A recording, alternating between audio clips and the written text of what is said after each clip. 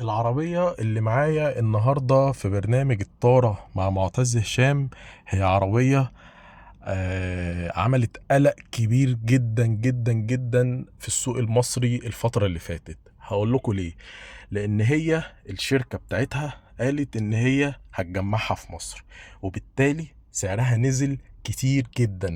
والعربية دي SUV وحلوة قوي من براند قوي، واللي ماسك التوكيل ده توكيل بقاله كتير جدا جدا جدا في مصر، ومعاه براندات قوية جدا.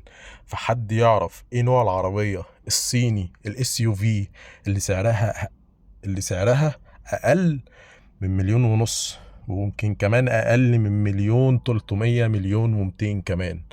فحد يعرف ايه نوع العربية دي اكتب لي في الكومنتات نوع العربية دي.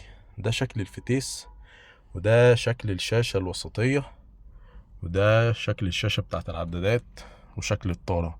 وعايز اقول لكم على حاجة، ان الطارة دي هي اللي هتميز العربية دي. اكتب لي في الكومنتات نوع العربية دي، واوعى تقول غلط مع برنامج الطارة مع معتز هشام.